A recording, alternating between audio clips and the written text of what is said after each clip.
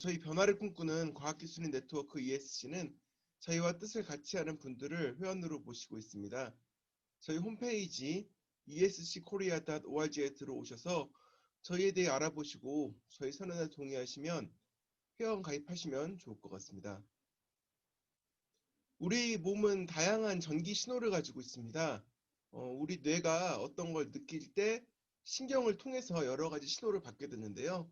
그 중에서는 통증도 그런 신호 중에 한 가지입니다. 이 통증은 생물의 당연한 반응이고 매우 중요한 것이지만 그것이 너무 과하게 되면은 그것은 생물에게 큰 피해를 주게 됩니다. 그래서 우리는 가끔은 진통제를 먹고 혹은 마취를 하기도 하지만 어떤 때는 이것만으로 할 수 없는 경우가 있습니다. 그럴 때는 부득이하게 우리는 우리의 뇌를 속일 수 없다고 하는데요. 오늘은 여기에 대해서 한번 이야기를 들어보도록 하겠습니다. 지난 시간에는 저희가 유럽에 있었는데 이번에는 다시 미국으로 돌아오겠습니다. 나성에서 이동철 님이 말씀해 주시겠습니다. 예, 안녕하세요. 이동철이라고 합니다.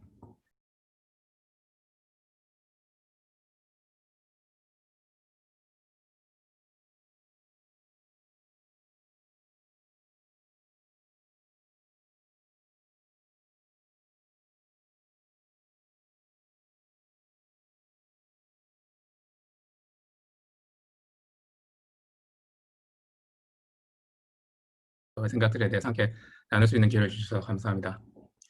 잘 들리시죠? 예, 잘 들립니다. 예, 저는 미국 레드우드 시티에 있는 네브로라는 회사에서 일하고 있습니다. 어, 그 회사에서 일하기 때문에 다른 아카데미아나 학교에서 일하는 분들하고 좀 아마 다른 제 연구 방식을 하고 있을 건데요. 이제 그런 부분들까지 포함해서 오늘 이제 제가 연구하는 분야 전기 자극을 통해서 통증을 치료하는 것에 대해서 함께 나눠봤으면 좋겠습니다. 예, 간단하게 저의 연구 분야, 전공 분야 그리고 경험에 대해서 말씀을 드리면은 저는 학부에서는 전기공학을 전공했고 대학원에서는 의공학, 바이오메디컬 엔지니어링을 전공했습니다. 예, 그러면서 이제 척수 자극, 스파이널 코드 스티뮬레이션에 대해서 접하게 됐는데요. 처음에는 이제 척수 손상 환자에게 이제 척수 전기 자극을 하는 거에서 시작해서 이제 점점 브레인 스티뮬레이션에 대한 컴퓨터 모델링을 하다가 이제 직장을 잡은 거는 스파이널 코드 스티뮬레이션을 통증 환자에다가 적용하는 회사에서 일을 하면서 지금까지 같은 분야에서 일을 하고 있습니다. 예, 그래서 제 타이틀은 디렉터 오브 티오리티컬 리서치인데요. 이론 연구를 이제 주로 하는 것처럼 보이지만 실제적으로는 뭐 이론 연구뿐만이 아니라 여러 가지 실험에 필요한 모든 것들을 만들고 하는 다양한 일을 하기는 합니다. 그렇지만 이제 이론 연구가 회사에서 왜 필요한지 좀 이따가 그런 역사가 있어서 말씀을 드릴 텐데요. 그러다 보니까 이제 회사에 들어올 때 타이틀을 뭘로 할 거냐라고 묻길래 Theoretical Research라고 해달라고 얘기를 했습니다.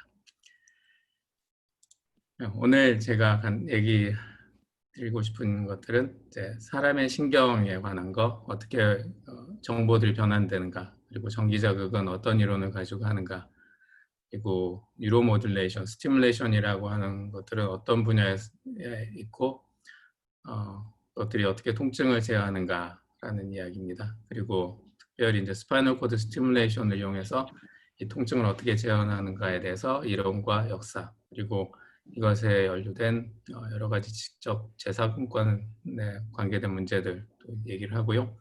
그리고 이런 것들이 회사 내에서는 물론 저의 개인적인 경험이겠지만 어떻게 개발되는가 이런 이야기들을 하겠습니다. 예, 그 다음에 이제 요거랑 이제 약간 떨어진 이야기지만 이제 아카데미하고 다르게 회사에서 연구하는 것들이 어떻게 다른가 개인적인 이제 경험이고요. 그 다음에 그 한국을 떠나서 다른 외국이나 뭐 미국이나 다른 나라에서 직업을 구하는 과정들이 제가 느끼기에 한국과 어떻게 다른가라는 경험을 잠깐 나누고요. 마지막으로 제가 ESG 국제위원회 회원으로서 저는 왜 여기에 있는지, 그다음에 어떤 것들을 바라는지 함께 나눠봤으면 좋겠습니다. 예, 이 이야기는 매트릭스라는 영화에서 나오는 이야기인데요. 예, 우리의 신경체계에 대해서 가장 간단하게 질문을 하는 겁니다. 진짜는 무엇입니까? 라고 물어봅니다. 진짜는 어떻게 정의합니까? 당신이 느낄 수 있는 것, 냄새를 맡을 수 있는 것, 맛보고 볼 수 있는 것에 대해서 이해하고 있다면 진짜는 단순히 내가 해석하는 전기 신호입니다. 라는 대사가 나옵니다. 이 사람이 어떤 사람에게 몸속에서 어떤 이제 기계를 꺼내면서 얘기하는 게 여태까지 당신이 느꼈던 것들은 모두 내가 느끼는 전기 신호에 불과하다라고 이야기를 합니다.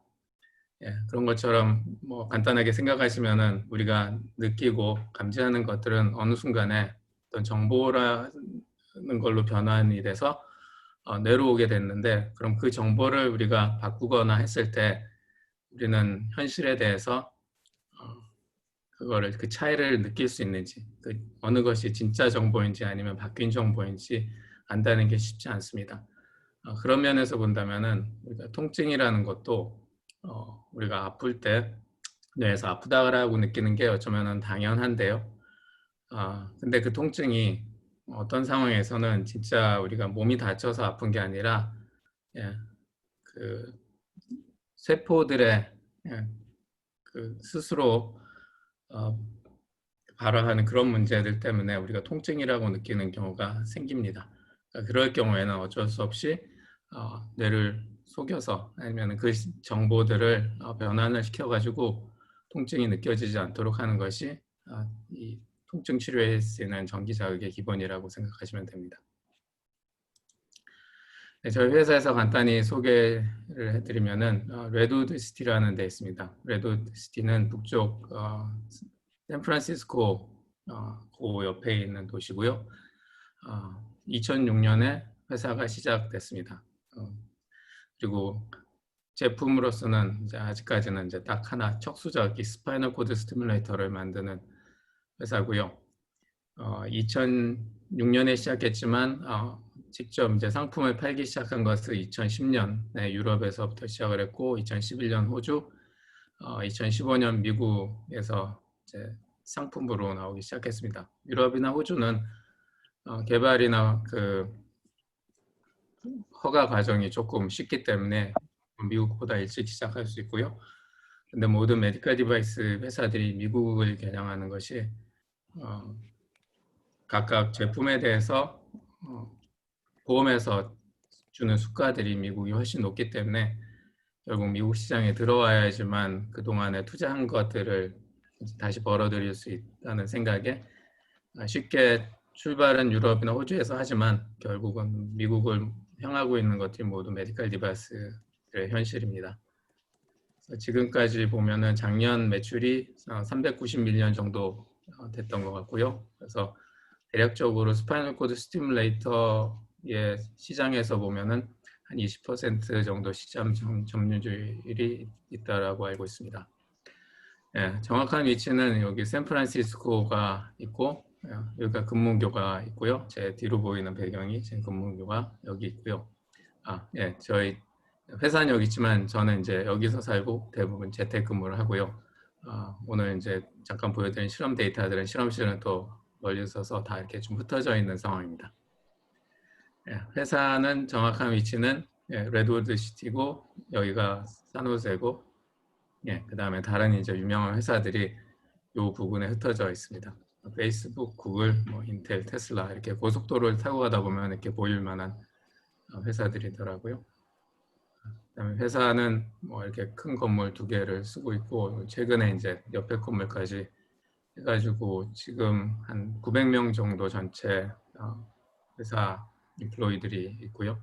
아마 900명은 세일즈까지 다 합쳐서 있는 거라서 뭐 유럽이나 미국 내 흩어져 있는 사람까지 다 포함한 것 같습니다. 저희 회사에서 만드는 제품은 스파이널 코드 스티뮬레이터라고 몸속에 들어가는 일종의 페이스메이커라고 생각하시면 됩니다. 어, 기본적으로 안에 들어가 있는 제품의 구조는 옛날에 심장박동기에 쓰였던 것들과 거의 비슷한 구조를 가지고 있습니다. 그래서 전기 자극을 만들어내 가지고 심장박동기는 심장 안에 있는 신경이나 근육의 전기를 자극한다면은 이제 이 전기가 척수의 스파이널 코드에 적용된다라고 보시면 됩니다. 그래서 이게 이제 몸속에 들어가는 거고 일렉트로드가 척수 안으로 들어가는 거고 그다음에 이게 유도 전기를 이용해서 이 스티뮬레이터를 계속 재충전하도록 되어 있습니다. 그래서 한 2, 3일에 한 번 아니면 일주일에 한 번 정도 충전을 하는 시스템이고요. 그다음에 이 리모트 컨트롤로 이제 충전기를 껐다 켰다 할 수 있고 강도를 조절할 수 있는 제품입니다.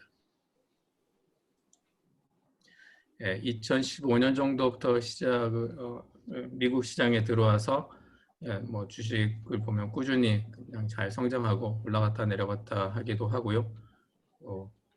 그 어떤 리더십이 바뀜으로써 또 새로운 주식의 새로운 국면을 맞이하고 그러기도 하네요. 저희 이제 몸속에 있는 신경에 대해서 잠깐 살펴본다면요. 몸에는 센트럴 너브 시스템이라는 중앙 신경 시스템하고 퍼리퍼럴 너브라는 말초 신경 두 가지로 나눠볼 수 있습니다. 센트럴 너브 시스템은 그 기본적으로 연산하는 부분이 들어있기 때문에요. 그래서 이제 센트럴이라고 하고 나머지는 신경을 전달하는 기능만 있기 때문에 퍼리퍼럴 너브 시스템이라고 부릅니다. 그리고 보통 센트럴 너브 시스템은 뼈로 잘 보호가 되고 있습니다. 머리는 머리뼈로 보호가 되고 척수는 비록 좀 움직여야 되기 때문에 딱 하나로 되어 있는 뼈는 아니지만 이렇게 여러 개가 연결되어 있어서 척추 뼈에 의해서 잘 이제 보호가 되고 있는데요. 그렇지만 이제 여러 가지 또 문제가 생기는 거는 뭐 모든 사람이 알고 계실 겁니다. 그래서 이 척추 하나하나를 이 단면을 살펴본다면요, 이 척추 뼈에 보통 우리가 말하는 디스크가 있고, 그 다음에 등 쪽으로 이렇게 나와 있는 뼈가 있는데요. 뭐 여기뿐만이 아니라 모든 분들이 그 음식을 통해서 감자탕이라는 걸 통해서 척추뼈에 대해서 그래도 많이 보실 수 있는 기회가 있을 겁니다. 그래서 척추뼈를 보시면 중간에 이제 조그만 구멍이 있습니다. 생각보다 되게 작습니다. 새끼손가락 하나 정도 들어갈 구멍이고요. 그다음에 척수 스파이널 코드 자체는 정말 새끼손가락보다 조금 작을 만한 여기서부터 여기가 1cm 정도 되는 크기인데요. 여기서 이제 신경들이 이제 밖에서 오는 신경들이 들어오게 됩니다. 그래서 이 척수 스파이널 코드만 보게 된다면은 이쪽이 등 쪽이고요. 등 쪽으로는 보통 신호가 들어오고요. 앞쪽으로는 신호가 나가는 신경 섬유들이 연결되어 있다라고 보시면 됩니다. 좀 더 자세히 살펴본다면은 이제 그 어떤 신호들이 들어오는가 여기서 이제 보여드리는 거는 보통 이제 피부에서 들어오는 신호들만 이제 보여드리는데요. 피부에서 간단하게 이제 촉각으로 부드럽게 들어오는 촉감이나 아니면 아프게 들어오는 촉감, 그 다음에 열이라든가 매운 것들 이런 것들이 다 이제 각각의 다른 섬유, 신경 섬유를 따라서 파이버를 따라서 들어오게 됩니다. 그래서 특히 촉각에 관계된 것들은 이 안에서 이제 다른 신경세포로 정보를 넘기기도 하고 아니면 곧장 그 세포가 갈라져 가지고 뇌까지 가기도 합니다. 그러면 이제 이 단일 세포로 본다라면은 하나가 뇌까지 쭉 연결돼 있다라고 볼 수 있습니다. 그렇지만 다른 이제 통증에 관계된 것들은 정보를 넘겨서 통증에 관계된 정보를 받은 세포가 이제 다시 뇌까지 정보를 전달하게 됩니다. 그래서 어떤 신호들이 우리 몸속으로 들어오는가 본다면은 화학적인 신호, 우리가 뭐 쉽게 맛 같은 것들이 화학적인 신호죠. 그렇지만 또 뭐 매운 신호들은 이런 것들도 화학이지만 또 통증과 관계된 신호들도 있을 수 있고요. 온도에 관계된 차가운 뜨거운 내용들도 받아들이고 물론 이런 것도 또 통증에 관계될 수도 있고요. 빛은 이제 눈을 통해서 들어오고 촉감은 우리 모든 피부 속 겉에 있는 피부뿐만이 아니라 몸 속에 있는 장기에 있는 촉감들도 다 포함할 수 있겠죠. 이런 것들이 여러 가지 다양한 방법이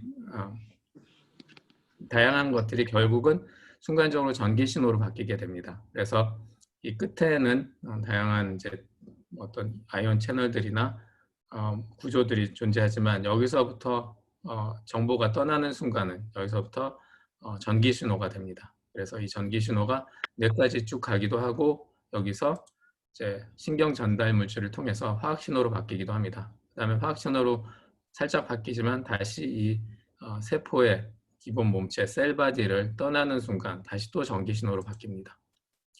그래서 뇌에 가서는 이 전기 신호와 화학 신호를 계속 왔다 갔다 하면서 우리 정보들이 바뀌면서 우리는 그것들을 인식하게 됩니다. 그래서 전기 자극을 통해서 우리는 어떻게 이 신호들을 바꾸는가에 대해서 가장 기본적인 원리는 이렇습니다. 왜 그것들이 이제 잘 동작을 한다라고 우리가 믿고 있냐면요. 보통 우리가 신경에서 신호를 전달할 때 아까 말씀드린 것처럼 한쪽 끝에서 보통 셀바디나 아니면 퍼리퍼럴 너브 같은 경우에 또 다른 신호의 끝인데요. 거기서 신호를 받은 다음에 이 자연적으로 볼 때는 이쪽에서부터 이쪽 극, 액선이라고 부르기도 하고 축삭이라고 부르는 이 신경 세포로 나와 있는 이 끝으로 보내기 위해서 전기 신호로 보내게 됩니다. 결국 전기 신호로 보낸 것들은 끝에 가서 화학 신호로 바뀌게 됩니다. 그래서 우리가 목표로 하고 있는 다른 세포나 아니면 다른 장기들에게 이제 전달될 때는 이런 화학 신호로 변환됩니다. 그래서 이 목표로 하고 있는 세포나 장기의 입장에서 볼 때는 이 화학 신호만 나오게 된다라면은 이 신호가 이 셀바디에서 왔는지 아니면 중간부터 왔는지 크게 구별을 할 수가 없습니다. 그런 면에서 볼 때 전기 자극을 이제 중간에서 준다라면은 여기서 우리가 전기 신호를 인위적으로 만들어낼 수 있습니다.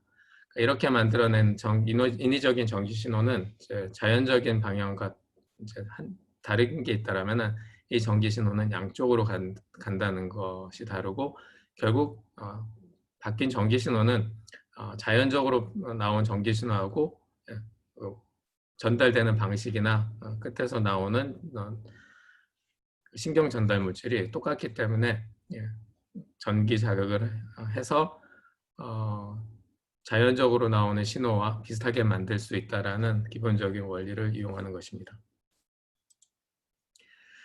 그래서 이 전기를 이용해서 아니면은 신경세포에서 나오는 전기를 일걸드리는 읽고 쓰고 하는 그런 모든 것들을 크게 보면은 다 뉴로모듈레이션이라고 볼 수 있는데요.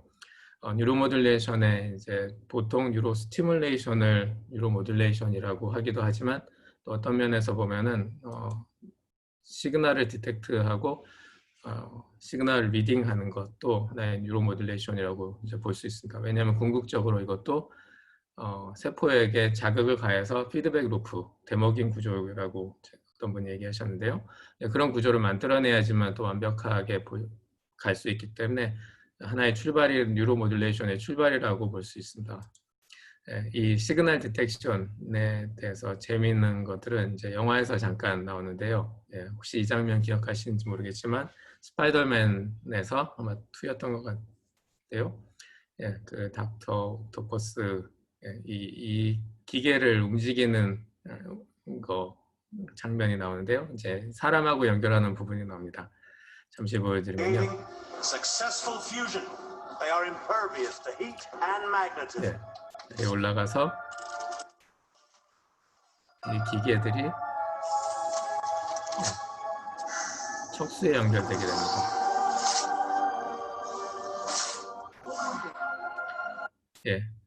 나중에 이제 이것들을 이제 제거하는 장면이 나올 때 이 핀들이 어디에 연결되어 있는지를 이제 정확하게 스크린으로 보여주는데 이 척수의 신경다발에 연결되어 있는 겁니다. 그래서 이제 왜 이게 저한테는 그 기억에 남았냐면요. 이 어떻게 보면은 저 팔을 움직이는 거는 사람의 모터 컨트롤, 근육을 조종하는 거에 관계된 부분입니다. 그런 정보들은 뇌에서보다는 척수에서 이제 다양하게 잘 구별되어 있습니다.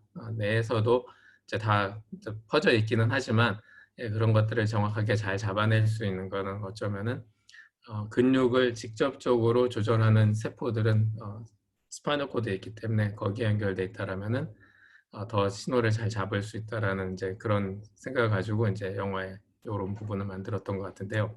재밌는 거는 이 사람이 이제 한 10초 후에 이제 이야기를 합니다. 이런 스마트암, 이 사람이 지금 붙여놓은 그 문어다리 같은 스마트암은 내 브레인에 의해서, 내 뇌에 의해서 컨트롤이 되는데 이것들은 뉴럴 링크라는 걸 통해서 연결돼 있다라고 얘기를 합니다. 그래서 그거랑 직접적인 관련은 없지만 앨런 머스크가 만든 회사가 뉴럴 링크입니다. 아마 여기서 따온 것 같지는 않아요. L을 하나 뺐으니까요. 그래서 이 사람이 주로 하는 게 초기에는 아마 뇌에서 콜텍스에서 신호를 받아다가 다른 이제 기계에 연결하는 거를 목표로 한 것 같은데 최근에 찾아보니까 다시 이제 스티뮬레이션도 하고 결국은 눈에 연결하는 것까지 생각한다라면은 눈에 있는 세포들을 전기 자극을 할 수밖에 없습니다. 그래서 이제 잃는 부분이 이렇게 있다라면 쓰는 부분, 스티뮬레이션 하는 분은 브레인이나 스파이널 코드, 중추신경이 되겠죠. 그다음에 다른 말초신경에서도 눈이라든가 아니면은 이 눈에 신경자극을 하는 것도 실제적으로 미국이나 유럽에서 나와서 사람들에게 지금 쓰이고 있습니다. 그다음에 코클리어 셀, 귀에 있는 세포들은 지금 이제 많이 사용을 하고 있죠. 인공와우라고 해서 어릴 때부터 세포는 살아있는데 거기에 세포에 자극하는 그 기관들이 병이 났거나 어릴 때부터 그랬거나 아니면 나중에 나이 들어서도 생기는 사람들이 있다고 하는데요. 그런 사람들에게 쓰는 인공와우도 하나의 뉴로 스티뮬레이션이라고 보면 되고요. 그다음에 게스트릭 너브를 위나 아니면 장기에 관계된 것들을 자극해서 특별히 지나치게 이제 비만인 사람들에게 그 신호를 이제 배가 부르다라는 신호를 보냄으로 인해서 더 이상 먹지 않도록 하는 그런 분야에도 쓰이고 있습니다. 결국은 이제 이 두 가지를 클로즈 루프로 시스템으로 만들었을 때 어떻게 보면 완벽한 시스템이라고 볼 수 있는데요. 제가 좀 더 이제 설명드릴 거는 뉴로 스티뮬레이션이 어떻게 쓰이는가라는 거를 한번 말씀드리려고 합니다. 그래서 우리가 쉽게 이제 생각할 수 있는 거는 텐스 유닛이라고 트랜스큐테니어스 일렉트리컬 너브 스티뮬레이션이라고 우리가 쉽게 살 수 있습니다. 아마존에서도 한 20-30불 정도면 할 수 있는 것들인데요. 이제 이거는 피부에 붙여가지고 피부나 아니면 근육을 자극할 수 있는 기계인데요. 어떻게 보면은 스파이널 코드 스티뮬레이터나 뭐 브레인에 쓰는 스티뮬레이터일지라도 여기에서 나오는 전기 펄스하고 크게 다르지는 않습니다. 좀 더 정교하고 안전하게 만들었을 뿐이지 기본적인 개념은 이거하고 같고요. 특히 스파이널 코드 스티뮬레이션에서 쓰이는 그것들을 이제 몸속에 넣고 그 환자들이 느끼는 감각은 텐스 유닛 여기서 발생하는 그 감각하고 거의 비슷합니다. 왜냐하면 결국 같은 신경 섬유들을 자극하기 때문에 비슷하다고 보면 됩니다. 스파이널 코드 스티뮬레이션은 주로 만성 통증에 쓰이고 최근에 이제 혈압 조절이나 척수 손상 후 재활에 쓰이는 많은 연구들이 있기는 한데요. 이것들이 효과가 좋기는 하지만 크게 시장에 나오지 않는 것은 만성 통증 환자들의 시장이 다른 시장에 비해서 월등하게 크기 때문에 크게 이제 상품화되지는 않습니다. 이런 것도 메디컬 디바이스에서 한 이제 중요한 부분은 시장이 얼마나 큰가라는 것도 상품 개발에 있어서 하나의 중요한 모티베이션이 되기도 합니다. 브레인 스티뮬레이션에서도 본다면은 딥 브레인 스티뮬레이션이라고 요즘 많이 쓰이죠. 파킨슨 병에 쓰이는데 그 뇌하수체까지 이제 일렉트로드를 이제 넣게 되고요. 이제 일렉트로드는 쭉 선으로 연결돼서 펄스 제너레이터가 보통 가슴 앞쪽에 이제 해놔서 이거를 다시 이제 충전하기도 하고 아니면 한번 충전해서 5년 쓰는 그런 시스템을 쓰기도 합니다. 그 다음에 콜텍스 스티뮬레이션이라고 해서 예, 그 콜텍스 이것도 이제 사실 살짝 뼈를 이제 드러내고 이런 전기 이제 일렉트로드를 집어넣어서 자극을 하는데 보통 이제 간질이나 이것도 이제 페인에 통증에 쓰기도 하고 우울증에 쓰기도 합니다. 그다음에 다이렉트 크레니얼 스티뮬레이션이라고 전기를 직접 이제 밖에다가 자극을 해서 하는 것도 실제로 우울증에 쓰이고 있고요. 네, 이렇게 이제 센트럴 너브 시스템에 쓰이는 것뿐이 아니라 퍼리퍼럴 너브에서도 오랜동안 연구를 한 것들이 스파인al 코드 인저리 환자들에게 이제 팔이나 다리를 다시 움직일 수 있도록 하는 건데요. 원리는 뭐 비슷합니다. 뇌에서 오는 신호가 스파인al 코드 인저리 때문에 척수 손상 때문에 더 이상 근육을 조절할 수 없습니다. 근육이나 근육까지 가는 신경세포는 척수에서부터 나오는 신경세포는 건강합니다. 그러니까 이럴 경우에 이 퍼리퍼럴 너브 신경들을 전기 자극을 한다면은 이 근육을 다시 움직일 수 있는 그런 이제 생각으로 이제 한 30년 전부터 연구를 해서 지금 이제 쓰이는 시스템은 팔을 움직여서 음식을 먹을 수 있고 물을 마실 수 있는 그 정도의 이제 컨트롤이 될 수 있고요. 물론 다리도 움직여서 일어서게 하는 것들은 오래 전부터 됐는데 걷게 하는 거는 되기는 되는데 에너지가 많이 필요하고 그 전기 에너지뿐만이 아니라 사람이 몸속에서 근육을 쓰는 에너지도 많이 쓰이기 때문에 자연적으로 하는 것보다 많이 쓰이기 때문에 실질적으로 그렇게 많이 쓰이지는 못하고 있는 걸로 알고 있습니다. 예, 그 다음에 이제 그 세이크랄 너브 시스템이라고 방광을 조절하는 그런 신경에 전기 자극을 해가지고 요실금 치료에도 실질적으로 쓰이고 상품으로 나와 있습니다.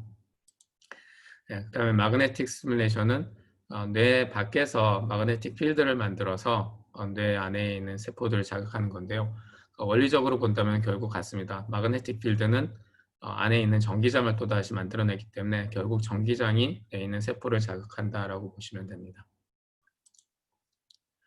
예, 그럼 통증에 대해서 잠깐 이제 살펴볼 건데요. 통증 사람에게 왜 필요한가 생각해 보면은 뭐 누구나 다 아시겠지만 어디가 아프니까 우리가 통증을 느끼게 됩니다. 이 통증이 느끼는 순간부터 우리는 그쪽에 신경을 더 많이 쓰고 그 조직 손상을 막기 위해서 그리고 다시 나을 수 있도록 우리는 적극적인 반응을 하고 있습니다.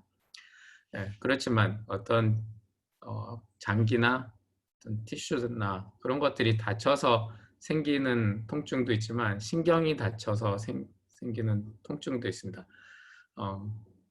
그 통증의 원인은 퍼리퍼럴 너브 말초 신경이나 아니면 중앙 센트럴 너브 시스템 이거에 같이 만들어낼 수도 있는 것들이 생기는데요. 원인으로 본다면 말씀드린 것처럼 신경 손상, 그 다음에 한국 사람에겐 그리 많지만은 백인들에겐 많다라고 알려진 멀티플 스크로시스라는 이런 병들이 있는데요. 예, 이거는 신경을 싸고 있는 하나의 절연체 같은 그 글리아셀이 있는데요. 이런 것들이 이제 병으로 벗겨짐으로 인해서 생기는 병입니다. 이거나 아니면 뇌졸중, 그다음에 허리 디스크로 인해서 결국 신경 손상이 오는 경우에도 이제 이렇게 뉴로패틱 페인, 신경병증 통증이라고 하는데요. 예, 뉴로패틱 페인이 생깁니다. 왜 생기냐면은 뭐 경험해 보신 분들은 다 아시겠지만 허리를 다쳤는데 다리가 아픕니다. 그 이유가 디스크가 이렇게 눌려서 한쪽이 터지면은 앞쪽이 터지면은 그냥 허리만 아픈 걸로 끝날 수 있는데요. 이제 뒤쪽이 이제 터져서 안에 있는 물질이 나와서 이렇게 부어 있습니다. 부어 있으면은 신경을 누르게 됩니다. 이 신경이 다리로 갈 경우에는 다리가 아픈 거고 목 디스크가 생겨서 팔로 가는 신경이 누르면 팔이 아픈 겁니다. 팔이 아픈 부분을 아무리 이제 뭐 누르고 하더라도 거기에 원인이 있는 게 아니기 때문에 원인은 그 신경이 스파이널 코드로 가는 거기가 눌려지고 있기 때문에 결국은 이제 이게 자연적으로 수그러들거나 아니면 수술해서 요거 튀어나온 부분을 잘라내거나 해야지만 이 통증이 사라지는데요. 근데 이것을 이제 일찍 처치하지 않고 오랜 시간이 흐르게 되면은 이게 만성 통증이 돼버립니다. 만성 통증이 돼버리면은 이게 치료는 되더라도 스파이널 코드 안에 있는 세포들이 이 통증을 기억을 해버립니다. 그래서 예민하게 돼버립니다. 그래서 통증이 아닌 신호들에 대해서 이제 많이 반응을 하는데 그런 것들이 이제 만성 통증, 뉴로패틱 페인인데 만성 통증이 돼버리는 경우가 있습니다. 그래서 그 만성 통증, 과민 반응이 일어나는 그 이유가 어떻게 되냐면요. 센트럴 너브 시스템이 센시타이즈 된다라고 얘기합니다. 과민 반응 상태가 돼버리는 건데요. 이거의 원리를 본다면은 평소에는 그 통증을 전달하는 세포와 그냥 우리 몸속에 있는 몸 밖에 피부에 있는 아니면 또는 몸속에 있는 그 간단하게 촉각을 전달하는 이 세포들이 이제 통증을 전달하는 그 세포에 이제 연결되어 있는데요. 이렇게 들어오는 통증 신호들이 평소에는 그 안에서 이제 그걸 억제하는 세포들이 잘 동작을 합니다. 그래서 통증이 올지라도 약한 통증은 약하게 받아들이고 물론 강한 거는 강하게 받아들여서 통증이라고 인식을 합니다. 그런데 대부분 약하게 들어올 때는 이 억제하는 세포들이 이 통증을 어느 정도 억제해주기 때문에 크게 이제 통증이라고 받아들이지 않는데요. 이것들이 이제 그 센트럴 너브 시스템이 과민 반응이 돼버린 상태에서는 약하게 들어오는 신호들도 억제하는 세포들이 없기 때문에 무척 아프게 느껴집니다. 그것뿐만이 아니라 우리가 그냥 손으로 피부를 문지르는 아주 부드럽게 문지르는 이런 신호들도 평소에는 그냥 그 피부에 무엇이 닿았구나라고만 느껴지는데 그러니까 이 세포들이 사실 또 그 통증에 관계된 세포에도 신호를 보내지만 그걸 억제하는 세포가 잘 살아있기 때문에 이게 특별히 통증으로 느껴지지 않는데요. 센트럴 센시타이제이션이 되어 있는 상태, 과민 반응화가 되어 있는 상태에서는 피부를 문지르는 이 신호들이 통증 신호를 보내는 세포들에게 전달돼서 억제하는 세포들이 잘 동작을 안 하기 때문에 무척 아프게 느껴집니다. 그러니까 우리가 이런 상태를 느낄 수 있는 게 이런 것들을 알로디니아라고 얘기하는데요. 피부가 화상을 입었을 때 뭐 어떤 거에 대여서 아니면은 선번이라고 이야기하죠. 그 태양에 너무 오래 있다가 보면은 피부가 이제 빨갛게 되고 아프게 되는데 이럴 때는 살짝만 만져도 통증으로 느껴집니다. 이런 상황이 사실 이제 한 일주일 있으면 보통 이제 사라지고 다시 정상적으로 돌아오지만 같은 원리를 적용해서 신경이 다쳤을 때 이런 상태가 계속 유지되고 그 다음에 만성화돼 버릴 경우에는 이 상태가 지속적으로 됩니다. 그래서 살짝 손으로 피부에 대는 것, 특히 이 사람들이 가장 힘들어하는 게 옷을 입을 때 팔을 이제 소매 안으로 이제 쭉 넣는 순간에 피부가 그것들을 쭉 데이게 되죠. 그러니까 그게 엄청나게 통증으로 느껴지기 때문에 모든 삶 속에서 이제 통증 속에서 산다라고 보시면 됩니다. 그러면은 이제 이런 통증을 어떻게 스파이널 코드 스티뮬레이션을 통해서 치료를 할 건가라고 생각해 보면요. 기본적인 이론은 1965년에 말자겐 월이라는 사람이 사이언스 페이퍼에 개념적인 것들을 이제 발표하게 되는데요. 나중에는 많이 이제 증명이 됩니다. 간단한 이론입니다. 우리가 넘어져서 다치면은 손으로 다친 곳을 문지릅니다. 그러면 덜 아픈 게 사실이죠. 왜 덜 아프게 되는지를 이 사람들이 이제 설명을 하고 나중에 과학적인 방법으로 증명을 하게 되는데요. 그 이유가 우리 몸에는 어떤 이런 그 세포들이 만들어낸 회로가 존재한다라고 가설을 냈는데요. 그 세포들이 어떻게 발화를 하게 되냐면은 통증 신호가 들어오면은 이 통증 신호가 스파이널 코드 안에서 뇌로 보내기 전에 통증을 관할하는 세포에 신호를 전달하게 됩니다. 그런데 우리가 이제 손으로 문지르는 순간 손으로 문지르면 자극되는 다른 세포들도 이제 그쪽으로 오게 됩니다. 그런데 이 세포들은 특히 아까 위에서 잠깐 보여드린 통증을 이렇게 억제하는 그런 역할을 하는 세포들을 다시 또 액티베이션 시키게 됩니다. 그러니까 이 세포들은 통증으로 들어오는 신호들을 억제하는 이제 역할을 하는데요. 그래서 이제 문 역할을 한다. 그래서 게이트 역할을 한다라고 이 사람이 불러서 게이트 컨트롤 티어리라고 이 사람들이 시작을 합니다. 그래서 손으로 문질러서 자극되는 이 세포들은 이제 피부에서 이렇게 들어오지만 들어와서 물론 이것들도 너무 강할 경우에 통증을 만들어내는 신호로 이제 연결이 돼 있지만 또 이제 브랜치를 가지를 쳐가지고 이게 뇌로 올라가게 됩니다. 이 뇌로 올라가는 게 스파이널 코드를 통해서 올라가는데요. 아까 처음에 말씀드린 것처럼 이 세포들의 입장에서 볼 때는 이 신호가 손으로 문질러서 오든지 아니면은 전기 자극을 통해서 이렇게 들어오든지 상관이 없습니다. 그렇기 때문에 전기 자극을 통해서도 이 세포들을 활성화시킬 수 있어서 결국 통증을 완화할 수 있다고 보시면 됩니다. 그럼 이 세포들이 어디 있는가 보면은 스파이널 코드에서 뇌까지 올라가는 그 과정, 그 다음에 스파이널 코드에서 피부에서 들어오는 과정을 본다면 피부에서 이 손으로 문질렀을 때 들어오는 세포들이 들어와서 스파이널 코드 뒤쪽, 등 쪽입니다. 이쪽을 타고 이렇게 올라갑니다. 네, 이것들을 도살 컬럼이라고 부르는데요. 네, 이쪽 옆에서 본 거에서 보면 이 등 쪽에 있습니다. 네, 여기들을 전기 자극하게 됩니다. 그래서 이 전기 신호를 만들어내서 이 안에 있는 이런 통증을 억제하는 세포들을 활성화시키는 것이 스파이널 코드 스티뮬레이션 기본 원리라고 보시면 됩니다. 그래서 이런 것들이 이제 어떻게 실질적으로 적용이 되는가라고 보시면은 이제 뭐 저희 회사 제품이지만 다른 회사 제품하고 뭐 모양이나 아니면 뭐 일렉트로드나 이런 거에 대해서는 크게 차이점은 없습니다. 거의 다 비슷합니다. 이제 내부에 이제 기획 구조라든가 어떤 프리퀀시를 주파수를 사용할 건가.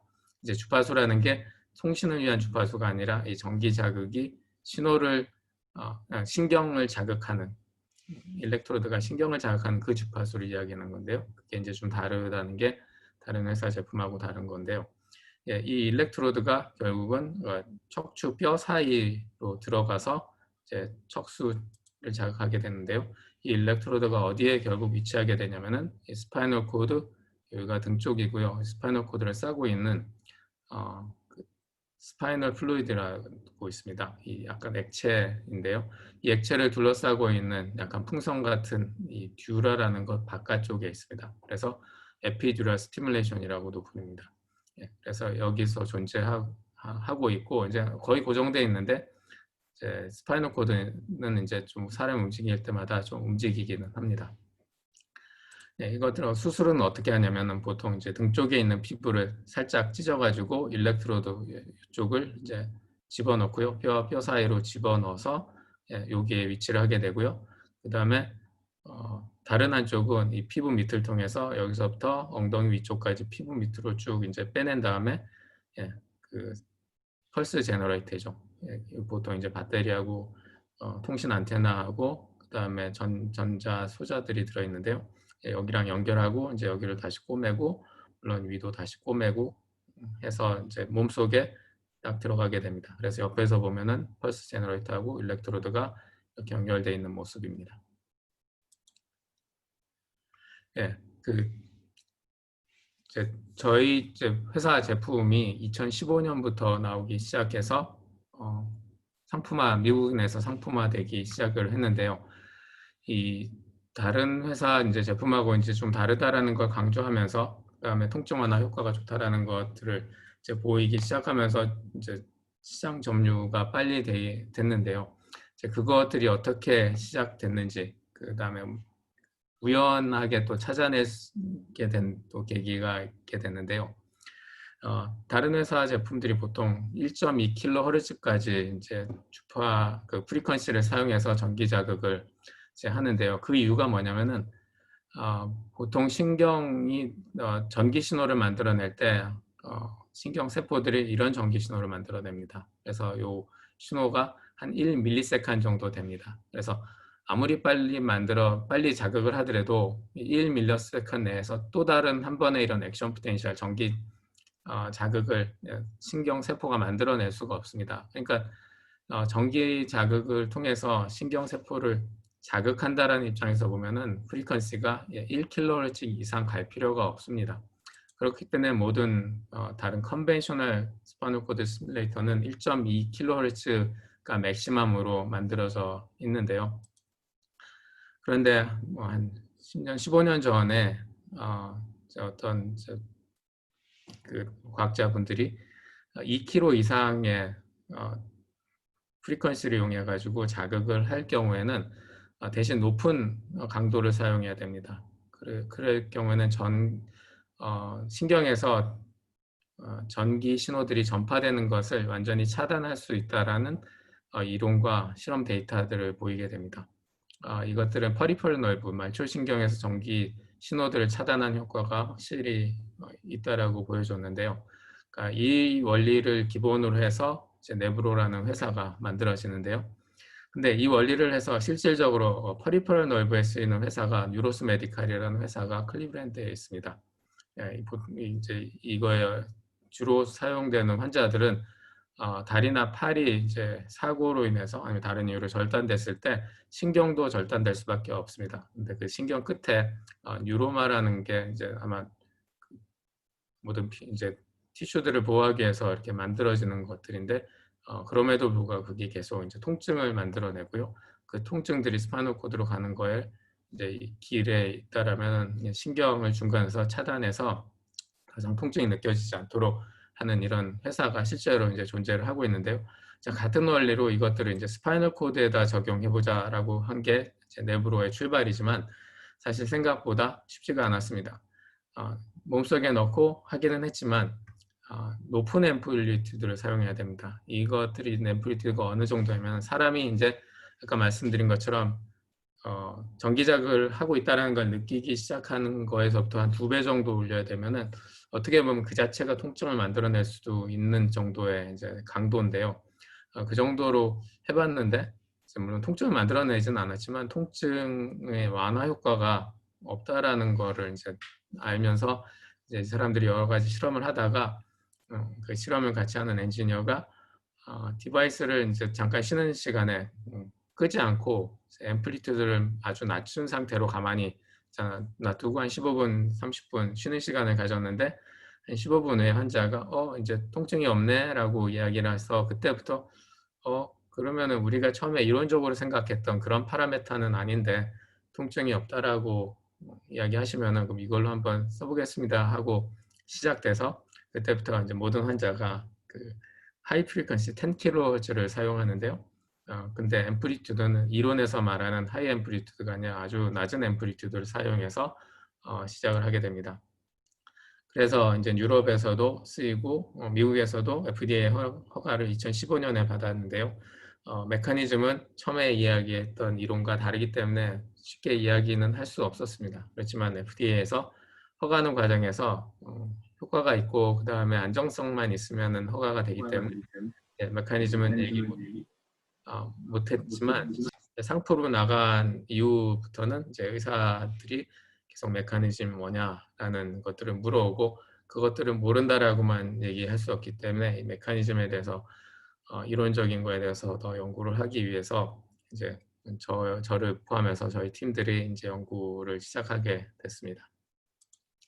그래서 한동안은 이제 이게 프리퀀시가 너무 빨라서 싱크로나이즈가 안 된다 아니면 뭐 여러 가지 이론들을 이제 얘기를 하면서 잘 버텨왔지만 한 2년 전에 이제 저희 그룹에서 여러 가지 리코딩을 통해서 보니까 10kHz를 사용했을 때 이렇게 하나하나 액션 포텐셜 전기 신호를 만들어내는 건 아니지만 스파이널 코드 안에 있는 통증을 억제하는 뉴런들만 선택적으로 그 뉴런들을 활성화한다라는 것들을 찾아내게 됩니다. 그래서 1kHz, 5kHz, 10kHz를 비교해 보면 10kHz에서 이런 억제 뉴런들이 더 활성화되고 다른 통증을 만들어내는 뉴런들은 활성화되지 않는 것들을 이제 알아서 2020년 초에 이제 논문으로 발표를 하게 됩니다.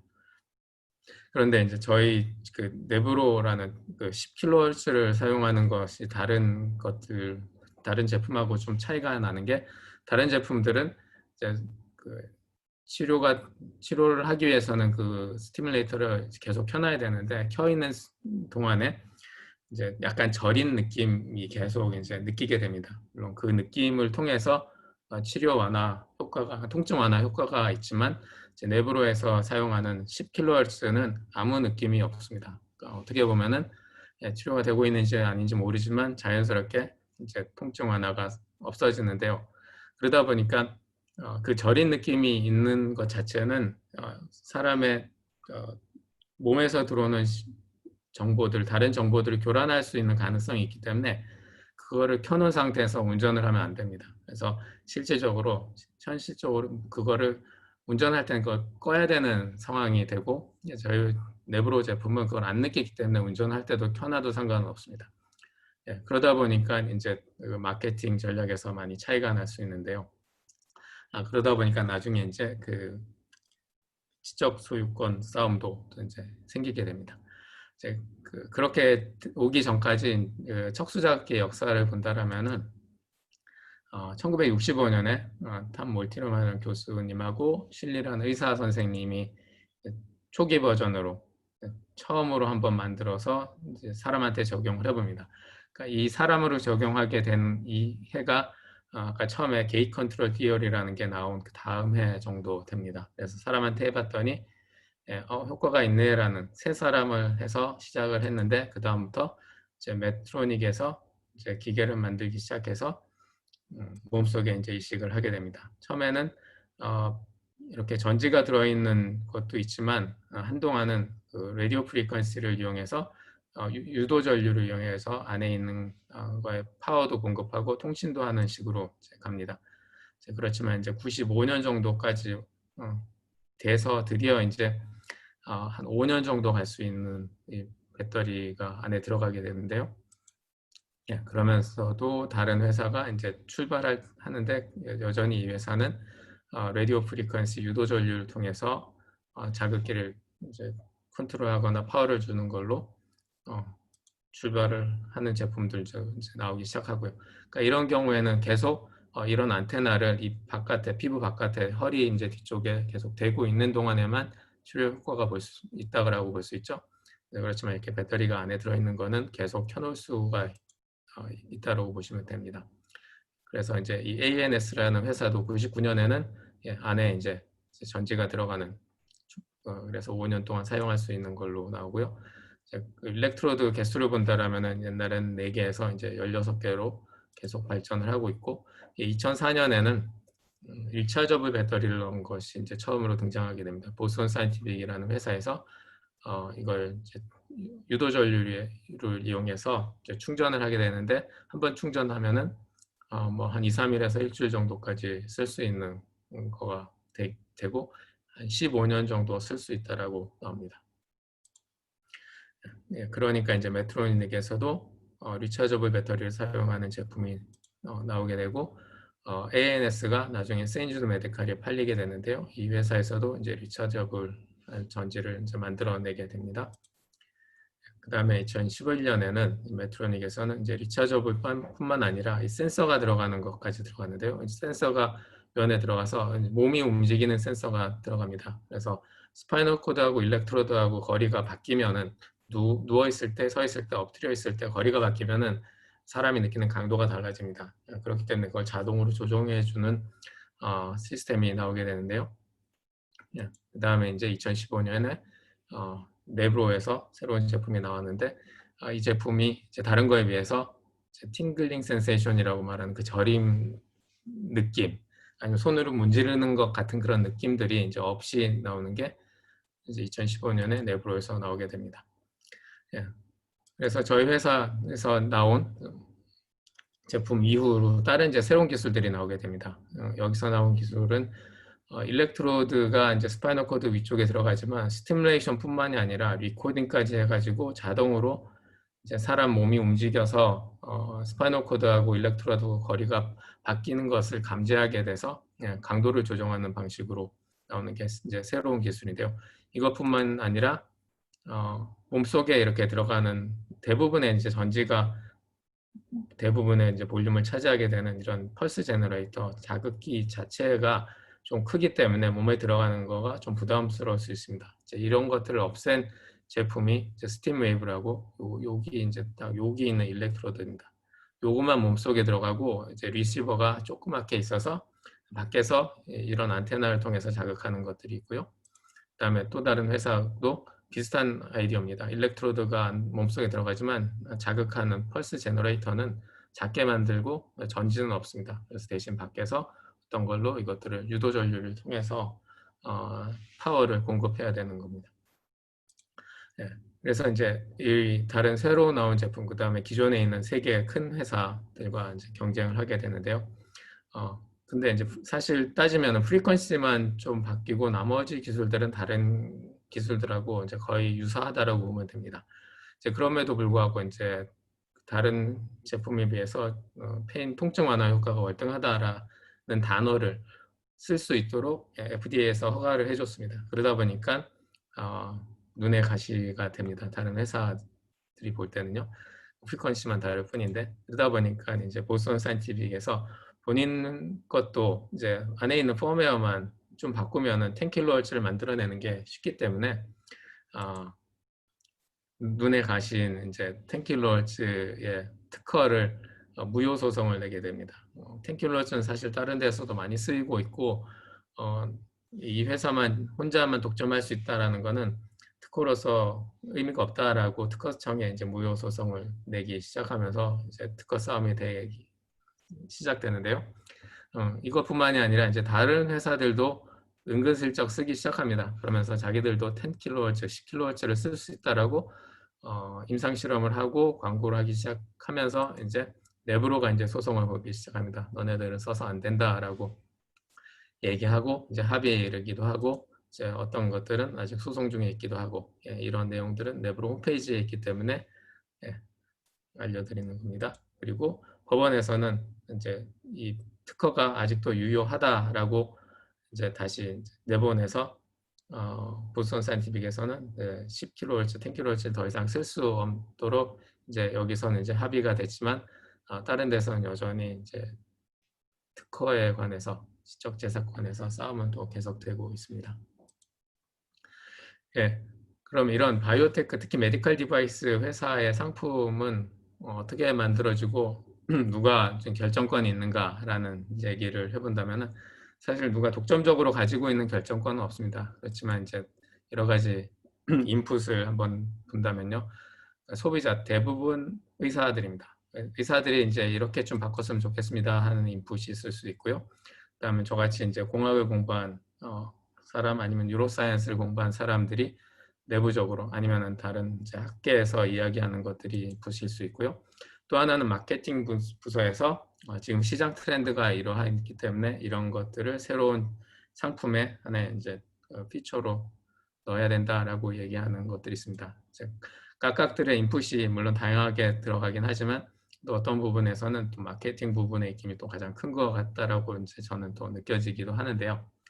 각각 그 인풋의 이제 장점과 단점을 본다면은 이제 의사 선생님들이 요구하는 거에는 이제 분명한 이유가 있습니다. 본인들이 직접 써보고 했기 때문에 환자들의 피드백이 있기 때문에 그거를 이제 잘 전달하고 하는 면에서 이제 좋은 가치가 있는 인풋이긴 하지만 어떻게 보면은 지금 이제 새롭게 쓸 수 있는 기술들에 대해서 또 이해가 부족할 수 있는 부분도 있습니다. 그 다음에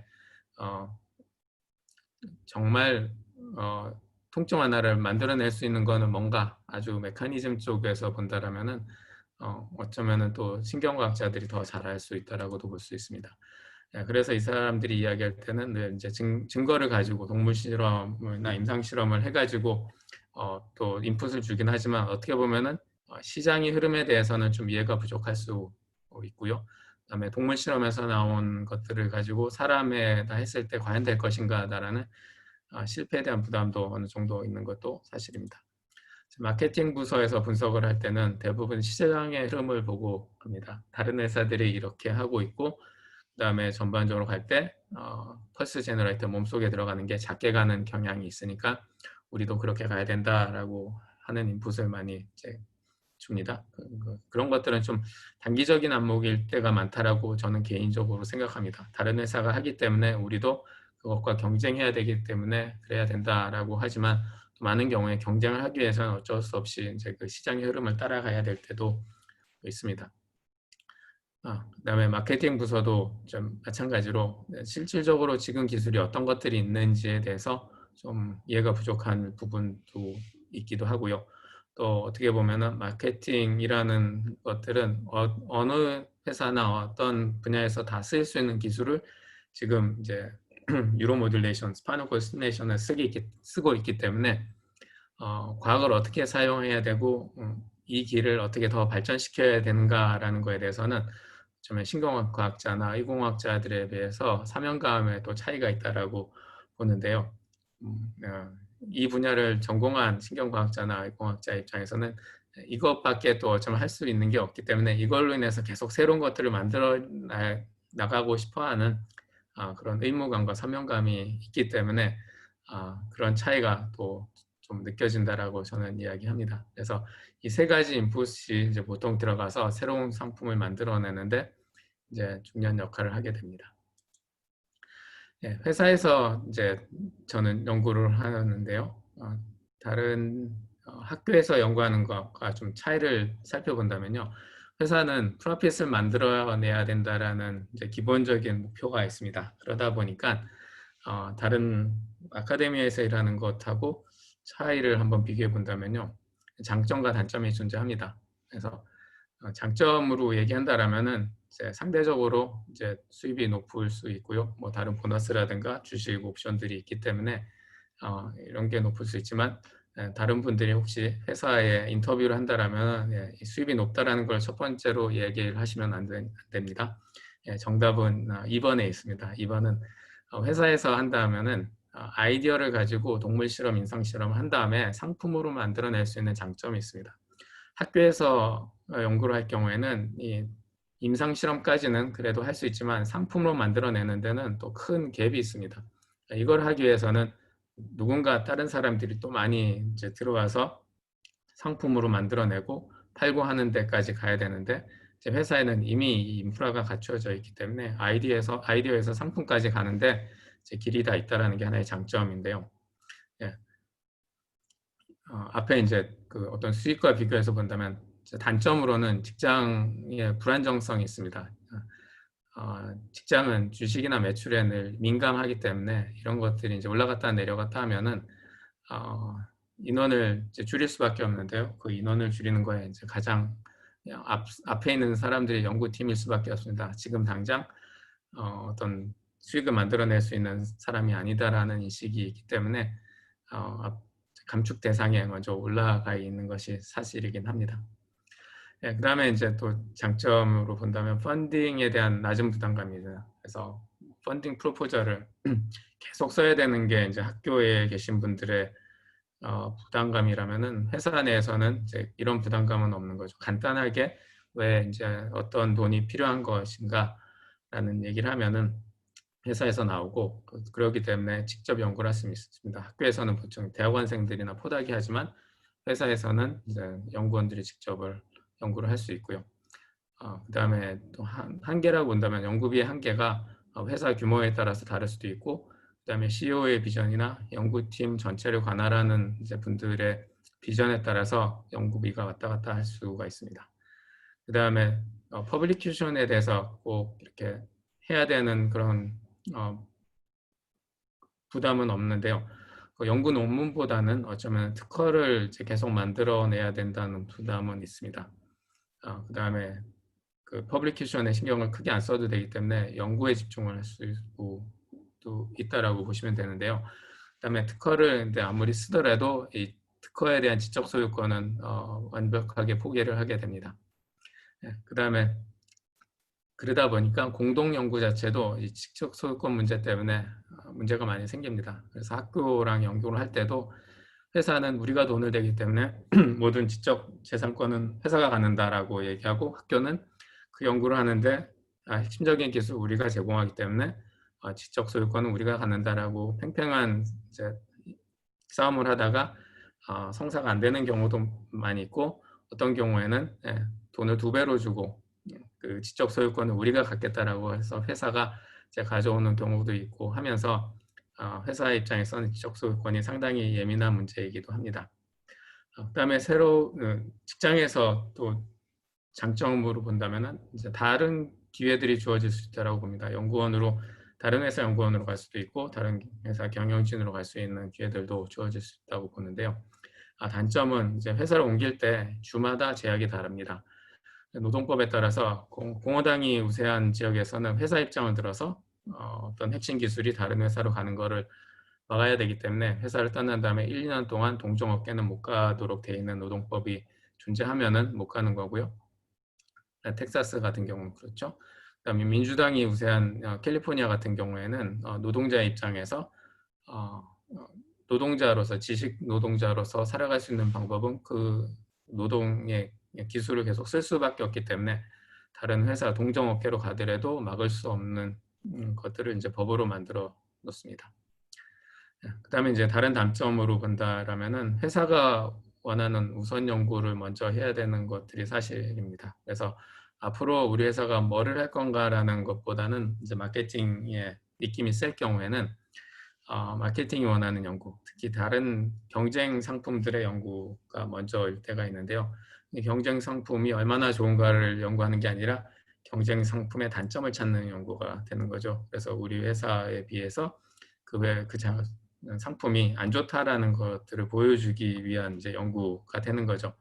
근데 그렇게 발표할지라도 저희 회사에서 나온 데이터를 다른 회사나 다른 사람들이 믿기가 어렵겠죠.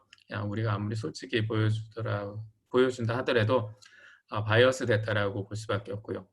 그 다음에 만일 다른 경쟁 상품이 우리 상품보다 좋다라고 하면은 발표하기도 어렵기 때문에 어떻게 하더라도 그렇게 좋은 결과를 만들어내지 못하는 경쟁 상품 비교 연구이지만 뭐 어쩔 수 없이 해야 되는 경우도 많이 있습니다.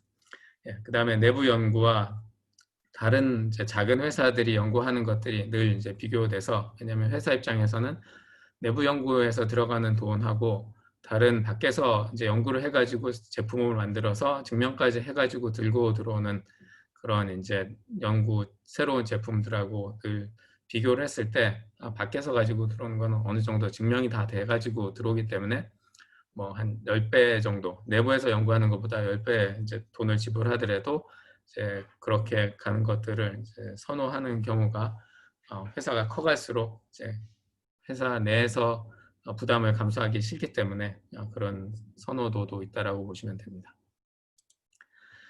네, 여기까지가 이제 저희 회사 내부에서 제가 느끼고 있는 뭐 연구하는 분야라든가 아니면은 다른 이제 상품 개발에 관계된 것들이고요.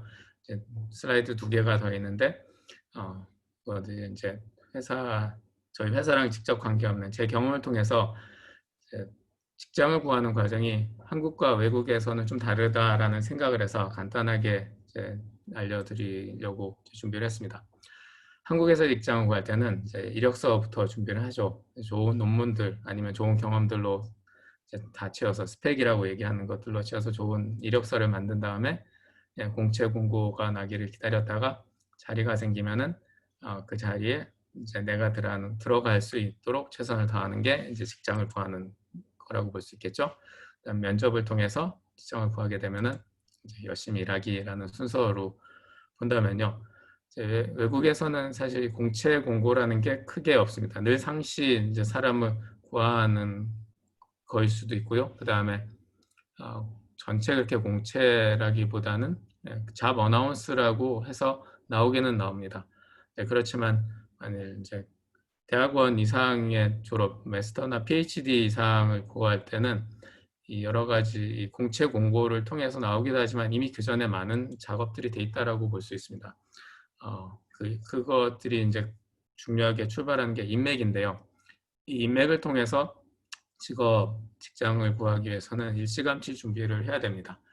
그래서 인맥이라고 이야기하면 상당히 부정적인 의미로 받아들여질 수 있지만 어떻게 보면은 그 사람을 오래 알고 그 사람의 능력뿐만이 아니라 사회성이나 다른 사람들하고 어떻게 지내는지도 알 수 있는 게 인맥이기 때문에 이것들을 잘 활용하는 게 어떻게 보면은 더 좋은 사람을 뽑을 수 있는 방법이라서 인맥을 많이 사용하고 있고 사용해야 되는 거에 익숙해야 됩니다. 그러다 보면 이제 어떻게 하면은 이것들을 잘 사용할 수 있나, 학회나 학연들을 이제 이용해서 사람들과 오래 이제 알아가는 것들, 이제 나의 존재를 밝히는 것들인데요. 꼭 직장을 위해서 나의 존재를 밝힌다라기보다는 그거 자체가 어쩌면은 연구의 한 부분이기도 하기 때문에 학연이나 학회를 통해서 만나는 사람들과의 좋은 인연을 만들어 놓는 것도 중요합니다. 그다음에 요즘은 링크드인을 통해서 다른 사람들과 연결될 수 있는 길들이 많죠. 이런 것들도 있고 그러다 보면은 회사에서 어떤 자리가 난다라는 거는 이제 이런 과정들을 이미 다 만들어 놔서 이 사람이 필요하겠다라고 해서 이 사람의 자리를 만드는 경우도 있고요. 그다음에 자리가 이제 생길 때 예전에 알던 사람 그 사람이 이 자리에 적격이겠다라고 돼 있는 경우도 있고요. 그러다 보면 이제 그 어떤 자리가 났을 때는 이미 어느 정도 뒷선에서 얘기가 많이 되었을 경우가 많습니다. 그러다 보면 그 사람하고 이미 많이 비공식 면접을 한 상태일 수도 있고요. 결국 공식 면접을 할지라도 이미 그 사람은 많이 알고 있는 상태가 되는 거고요. 그러다 보면 마지막에 이력서가 이제 가게 됩니다. 그래서 종이가 필요하기 때문에 종이에 쓰여 있는 사람의 경력이 필요해서 휴먼 리소스에서 그거를 원하기 때문에 이거를 가져가야 되는 건데요. 이력서는 거의 마지막에 간다라고 보시면 됩니다. 물론 이력서가 링크드인에 이제는 다 올려놓을 수 있기 때문에 늘 공개된 상태라고 보면 되고요. 그래서 나의 스펙을 어떻게 만들 건가라는 거는 그냥 좀 늘 뭐 항시 생활에서 하는 부분이긴 하지만 이력서를 먼저 가지고 직장을 준비한다는 게 아니라 사람을 통해서 직장을 얻는 거를 준비한다라고 보시면 됩니다. 마지막으로 제가 국제위원회 소속인 ESC 회원으로 나는 왜 여기에 있는가, 그 다음에 ESC에게 바라는 것은 무엇인가라는 것들을 살펴본다면요. 저는 이 ESC에 들어갔는가라는 질문에 ESC가 한 문장으로 이야기하는 ESC가 바라는 것이 더 나은 과학과 더 나은 세상을 함께 추구한다입니다. 물론 저는 엔지니어로서 실험하고 새로운 것들을 만들고 하는 것들에 늘 관심이 있지만 그런 것들이 어떻게 세상에 쓰이고 그 다음에 어떻게 사람들과 함께 행복을 추구할 건가라는 거에 늘 관심이 있기 때문에 이것들을 동의하는 사람들이 있는 곳에 함께하고 싶어서 한 겁니다. 그 다음에 그런 꿈들을 같이 꾸는 사람들과 함께한다는 것은 늘 즐거움이라고 생각합니다. 그런 사람을 통해서 많은 것을 배웁니다. 생각하는 방법, 그 다음에 새로운 지식들도 배울 수 있고요. 그 다음에 오래 알다 보면 그 사람들의 살아가는 방법을 배웁니다. 살아가는 방법은 또 사람들을 사랑하는 방법이기도 합니다. 사람을 어떻게 대하고 어떻게 말하고 어떻게 함께 하는지를 배우면서 사랑하는 방법을 배우기도 합니다. 결국은 내가 행복하기 위해서 저는 ESC에 있다라고 말씀드릴 수 있습니다. ESC 회원들께 그리고 ESC에 바라는 점이 있다면은 전문가 운동의 정착이 첫 번째로 얘기할 수 있는데요. 예전부터 각 분야에서 다양한 운동을 해야 된다라고 얘기는 했지만 80년대, 90년대 이런 고민을 했던 사람들은 이런 고민만 너무 하다 보니까 전문가로서 가지 못하고 활동가로서 갔던 것들이 86세대 한계이기도 합니다. 그러다 보니까 전문가 운동이 정착을 못했는데요. 이제 2000년대로 넘어오면서 이제 대중화되다 보니까 전문가로서 계속 남아 있을 수 있고 뭐 정치인이나 활동가로 가지 않더라도 다양한 분야에서 활동을 할 수 있는 사람들이 많아짐으로 해서 이제 전문가 운동으로서의 정착이 이제 충분히 할 수 있는 시간이 왔다라고 생각을 합니다. 86세대의 한계라고 또 볼 수 있는 거는 그 당시 어떤 것들을 끝내야 되고 무너뜨려야 되고 했기 때문에 늘 싸움에 익숙합니다. 그래서 무너뜨림에 익숙하지만 새로운 것들을 만들어내는 거에는 익숙하지 않고 잘 해내지 못했던 부분도 있습니다. 또 새로운 걸 시작을 했을지라도 유지하지 못했던 안타까운 경험도 있는데요. 새로운 것들이 새로운 정권뿐만이 아니라 새로운 기업 모델을 만들어서 어떻게 좋은 회사들을 좋은 본보기로 보여줄 것인가라는 것들로 출발해서 다른 지식 노동자들과의 연대도 좋은 본보기로 됐으면 좋겠습니다. 그다음에 다음 세대를 준비하는 활동 속에서 청소년들과 함께하는 이제 활동들도 이제 같이 해서 지금은 10대지만 10년 후면 20대, 그다음에 30대가 돼서 사회 중추적인 역할을 할 텐데요. 이런 청소년들에게 지금은 모두 경쟁이라는 프레임 속에서 갇혀 있지만 협력이라는 것들을 통해서 더 큰 것, 더 좋은 것들을 할 수 있다는 것들을 보여줄 수 있는 우리 회원들이 됐으면 좋겠다라는 생각입니다. 그 다음에 틀린 것과 다른 것을 구별하는 우리의 이제 감각이 발달됐으면 좋겠는데요. 보시면은 지금 이제 위에 있는 요 네모 안에 있는 것들이 무슨 색으로 보이십니까? 저는 푸른색으로 보이는데요. 한동안 우리가 이제 많이 회자되었던 그 그림인데 이게 파란색의 검정색이냐 아니면 흰색의 골드냐라고 했을 때 저는 이거를 볼 때는 흰색의 금색으로 보이는데 이 부분만 딱 잘라서 확대해 놓은 걸 보면 파란색입니다. 그래서 상황에 따라서 우리는 다양하게 정보를 받아들이고 틀린 게 아니라 다양한 다른 것들이 존재하는데요. 틀린 것들을 잘 찾아낼 수 있는 눈도 있어야 되지만 우리 안에 있는 다른 것들을 틀린 거다라고 이야기하지 않고 또 쓸데없는데 우리 에너지를 소비해서 우리의 서로에게 상처를 내는 일이 없는 단체로 발달했으면 좋겠습니다. 86세대든 아니면 촛불세대든 큰 것들을 바꾼 사람들입니다. 괴물을 제거한 사람들이 또다시 괴물이 될 수 있는 가능성이 많습니다. 다시 괴물이 되지 않도록 우리 서로를 늘 지켜봐주고 아껴주고 감싸주는 우리가 됐으면 하는 바람입니다. 이상입니다.